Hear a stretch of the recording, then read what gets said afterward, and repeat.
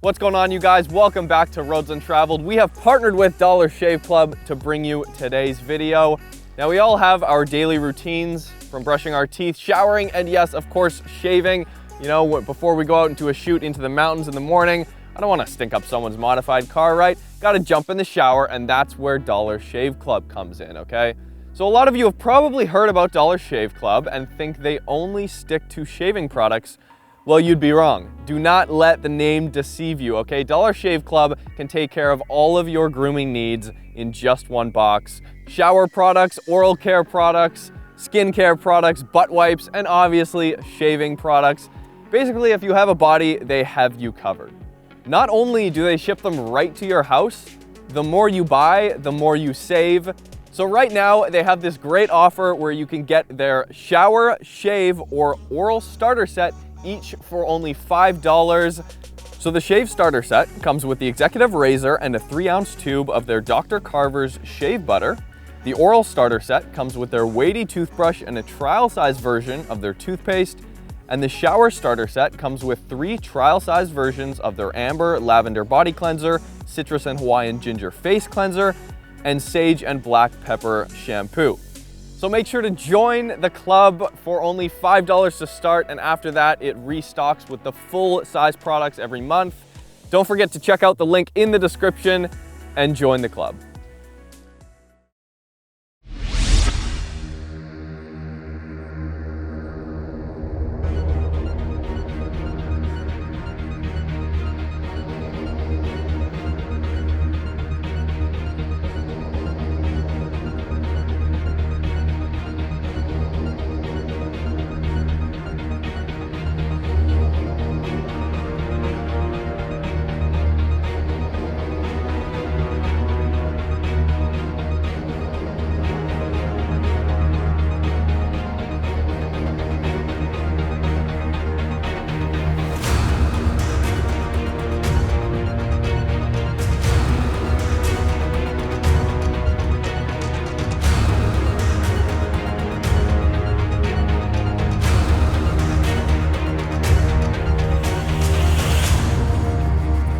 Hey you guys, what is going on? Welcome back to Roads Untraveled. My name is Marcus, and today we have an epic drift sedan JDM battle for you guys. I'm super excited. Toyota Chaser, 1JZ GTE under the hood, and then we have the Nissan Laurel with the RB25 DET. So both front engine, rear drive, both 2.5 liter, inline 6 turbos, and both can be used either for a daily grand touring sedan or a full-on drift or track build. So let's get in the Chaser first, see how it stacks up.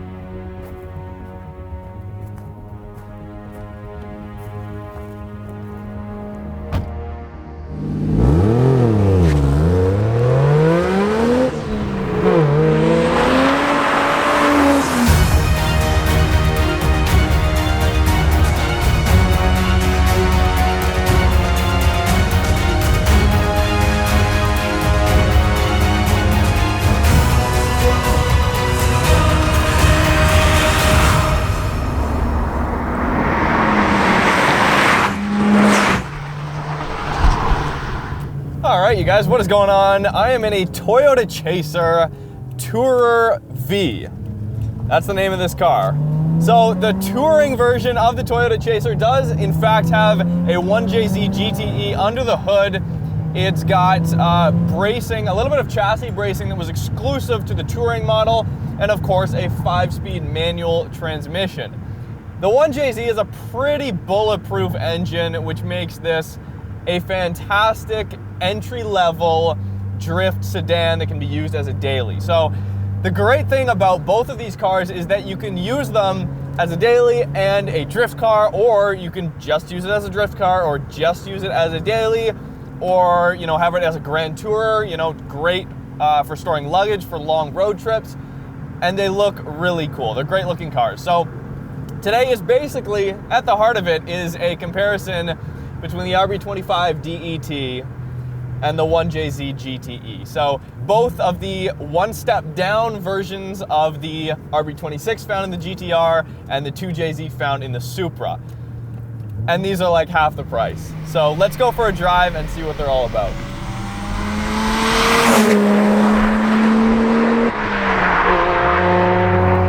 first step, Jesus.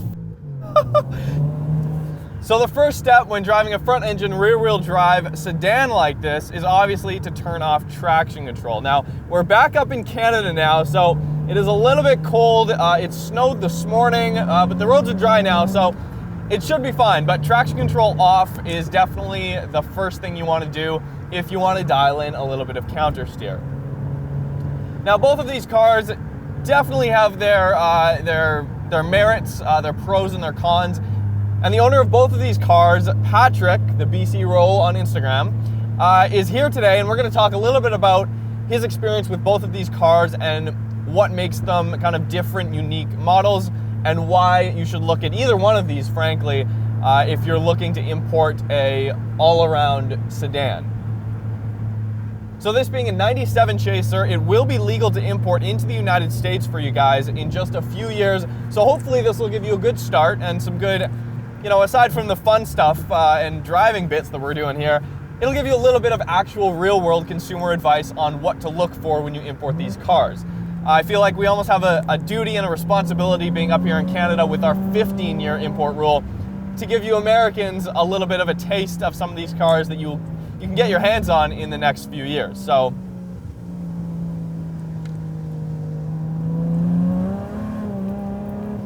first things first, the 1JZ is a very torquey engine, being a single turbo. This one's pretty much bone stock. It does have a catback exhaust system and an intake.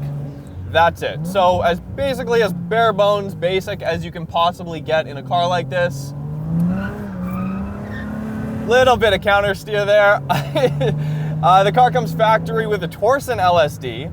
So it's a proper LSD. It's not a viscous LSD like the Laurel.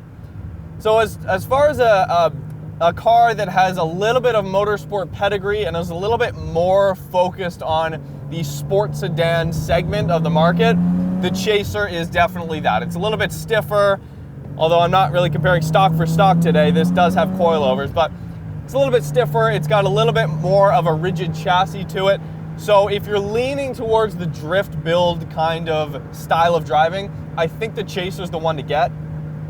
It's a little bit understated. This one looks really good. I think the Chaser is a fantastic looking car from the front, especially with those headlights. It kind of reminds me of like a 540i BMW from the E39 generation, which is really cool. And then the back's just kind of, you know, basic Toyota. It doesn't draw attention. It's not super shouty or out there or striking to look at. But if you're looking for a striking car, neither of these cars are doing that until you pop the hood.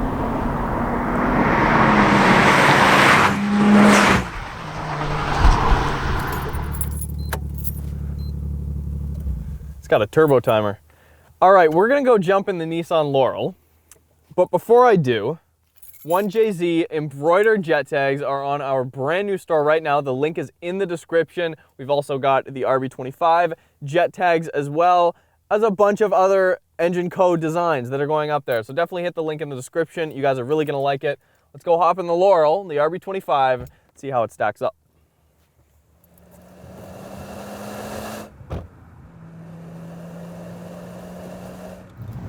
So this is what the Chaser's up against. We've got some very stiff competition with this Nissan Laurel RB25 DET under the hood, manual swap, because the Laurel never came in a manual transmission, which is another reason why this comparison is very interesting. Let's go for a drive and see how this Laurel Club S stacks up to the Chaser. Now, in order to make this a comparable comparison, where you can actually compare two sports sedans, both with a manual, you have to swap the Laurel. So immediately, it's a point down for this car, unfortunately. But lucky for us, this has already had the swap done. It's an RB25 mated to this R154 transmission. So this engine transmission setup that's in this car is effectively what you would get in a bone stock R34 Skyline GTT, which is a step down from the R34 GTR. So 2.5 liter inline six turbo, just the same as the 1J. So very, very similar cars, more similar than I initially thought, but there are some key differences immediately. You guys, welcome to the interior of the Laurel, a much, much nicer place to be.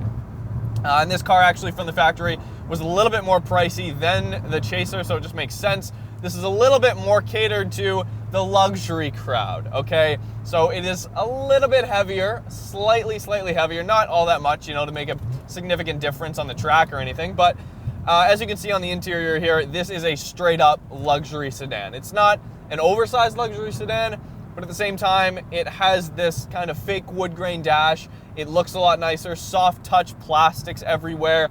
And of course, you're wondering about the S15 steering wheel. That is aftermarket, that has been put on there, as well as the shifter. And then again, this one has coilovers, an axle-back exhaust, so basically just an aftermarket muffler, and a huge front mount intercooler. That's about it. So it's making about the same amount of power, somewhere around 280, 290 at the crank. So the RB25 is definitely a little bit of a later spooling power band. You don't get the 2400 RPM torque surge that you do in the 1J. This is a much higher power band kind of car. So you really start to feel the torque around 4,000 or 5,000 RPM. Now the turbo does spool up before that.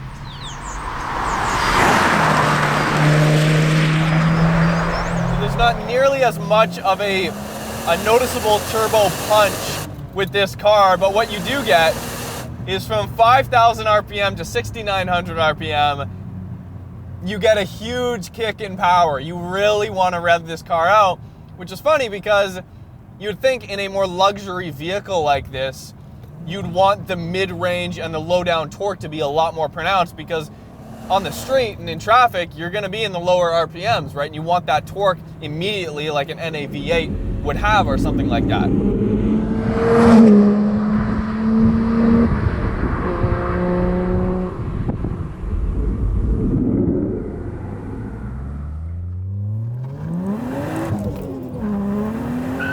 Spinning all the way through second there. See, third gear pulls literally forever. Literally, it pulls to about 100 miles an hour, allegedly. So much torque though, seriously, you guys, this turbo spools up like 2,400 RPM. It's pretty unreal. You get 270 pound-feet just above that as well. From my experience and the experience of others that I've talked to, I think it's pretty safe to say that the 1JZ is a little bit more of a bulletproof engine in comparison to the RB25. You guys tell me. I think that's a pretty fair comparison from people I've spoken to who have rebuilt both engines, who build both of these engines and add boost into both of these engines. That being said, the RB25 has a little bit of a spot in my heart because it is the engine found in like an R34 GTT, the rear-wheel drive model just below the R34 GTR.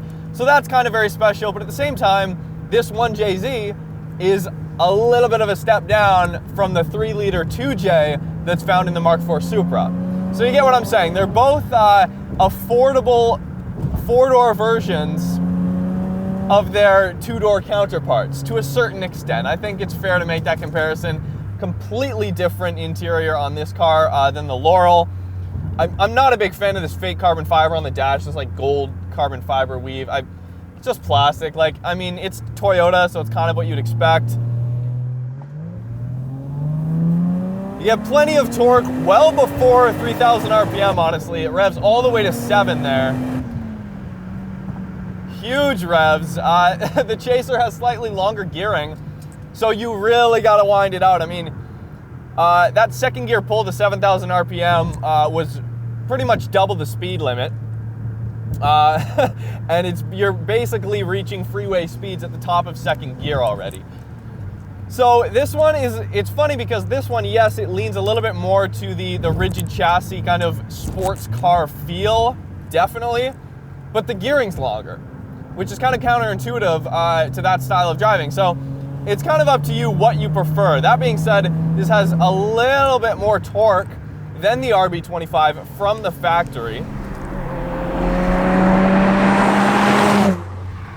And this feels a lot more like a drift car, just straight out of the box immediately. I mean, I've got traction off this entire time, and it's kind of frightening. You really have to be paying attention. But the fun thing is, it slides out so slowly and so progressively that you can really predict and smoothly dial in the counter steer when you need to. It's an extremely fun car to drive. It feels very alive. Shifting feel is very nice. It honestly reminds me of a 300ZX and the way that those shift from the factory. Steering's not what you would call extremely connected to the road. It doesn't have a lot of steering feel. I think that's one thing that both of these sedans are kind of lacking. I mean, even from the factory, with this, the touring model with this differential is begging for you to slide it. Oh, that was a good corner. See, like that. I mean, I want one of these so bad. My friend Johanna in Calgary is trying to convince me to get a Chaser instead of an R34. You haven't really convinced me yet, but I mean, this is a great experience. What a fun car. Man, oh man.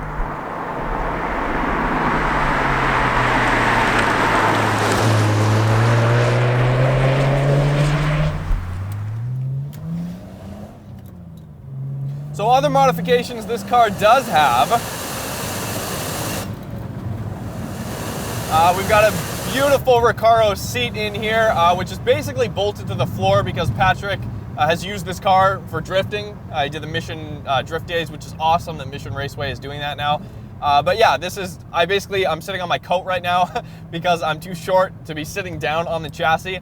In comparison, the passenger seat is a factory seat, and you're sitting, it's like a boat, you're sitting on top of the car. So if you're looking at getting in one of these compared to the Chaser, you really got to consider the seating position. It's like I said before, it's way more catered towards the luxury feel, and the seating position is one of those things that really speaks volumes to that aspect of the car. So not quite as short of gearing as the Chaser, but even still a third gear pull will take you very high. But you're definitely shifting a little bit more with this transmission than in the Chaser, which is kind of a trade-off, right? Because the Chaser has a little bit more chassis bracing, it's a little bit more buckled down as far as a sports sedan goes, but then you're not shifting as much because it's got longer gears. So there are sacrifices with both of these vehicles. In terms of looks, you would think the Chaser is a nicer looking car, or would be a nicer looking car just because, you know, it's a little bit smaller of a body. It's got a little bit more of a sports car kind of vibe about it in the chassis. But then you look at this thing, and the Laurel looks sick. This is a great looking car. It's very simple, doesn't have a lot of complicated angles or panels to it, but at the same time, it looks extremely aggressive, and it looks like it could put up a fight, which it does. Definitely does.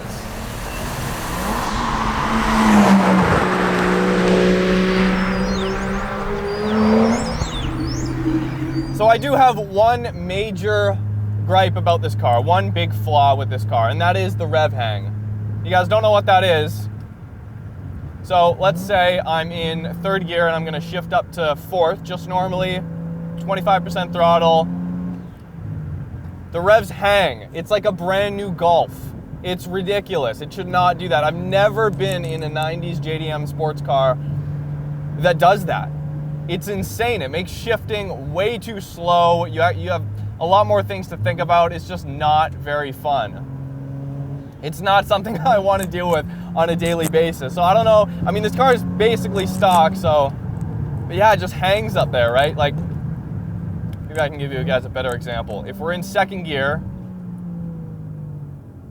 like 2,000 RPM, just accelerating from a light up to 3,000, and I go to shift, it literally hangs at 3,000 RPM for a second and a half. It's insane. Anyways, in the big scheme of things, it's a minor gripe, but that would piss me off a lot.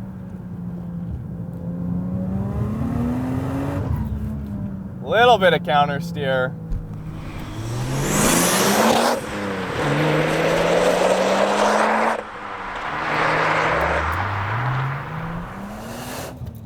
I really do love this era of JDM cars though.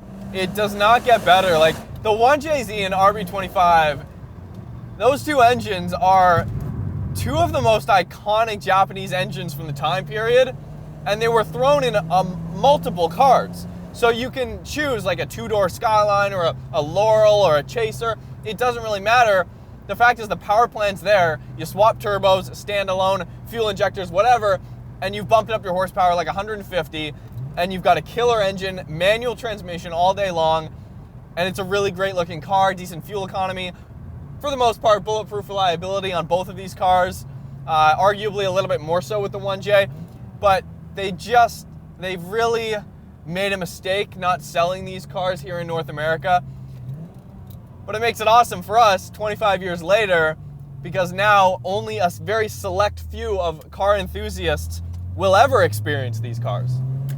Either of these cars you're not going to be disappointed with. They both have a ton of character, a ton of essence of that drift culture to them. They both really want to slide. The Chaser a little bit more so than this.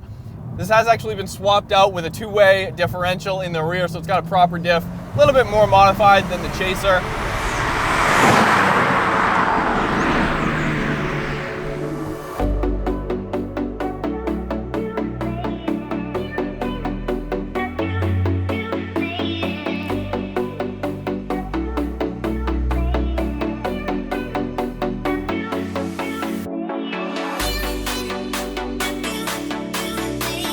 All right, so if you're looking to either import or purchase a Chaser or a Laurel, both of these cars are on Vancouver Craigslist right now, thanks to the owner, Patrick. He imports cars, and we're gonna get him on camera right now. How's it going, Patrick? Hey, nice to meet you, man. Thanks, first of all, for bringing both of these cars out. Thank you, no problem. What are your initial thoughts having driven both of these for an extended period of time?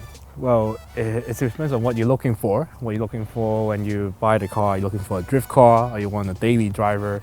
The Laurel is more of a drift car. The Chaser is more of a daily driver. Of course, it drifts really well as well, but it does. it's set up a little bit more old school here with the Laurel. It's half of it is S14, half of it's an R34 in the back. So parts are easier to come by. So if you want to modify it, that's probably the cheaper thing in North America right now. So parts are, you're saying with an S14 and an R34, there's swappable parts there? That's right, yeah. The Okay. suspension's practically the same thing. So you got all that stuff, it's interchangeable. But on the Chaser, that's basically a elongated Altezza, so IS300. You get parts from there as well. But aftermarket parts are not cheap for those cars either. So that's where modifying it, the price is gonna change. Yeah. Now, I mentioned this a little bit in the video of the difference in torque delivery and the power bands, the RB25 versus the 1J. Just in terms of the power delivery, which one do you actually prefer? Well, for daily driving, the Chaser definitely delivers torque a lot earlier. And then the Laurel, you have to squeeze it. You squeeze it past 4, you get that kick. But in the Chaser, you go around town, 2-3 grand, you're good to go with that one. Yeah. Two more quick questions. Which do you think looks better? These cars specifically. Okay. It's not a popular opinion. I like the Laurel better, but Chaser is more popular for sure. So a lot of people are looking for that, but just based on how you don't see them in movies and other popular media, this is more of a covert thing. Yes. So people who knows, but it flies under the radar, so it's more my thing. Yeah, this is a very special category of JDM vehicles, and I think they're very understated. You know, they've got meaty power plants under the hood. That's right.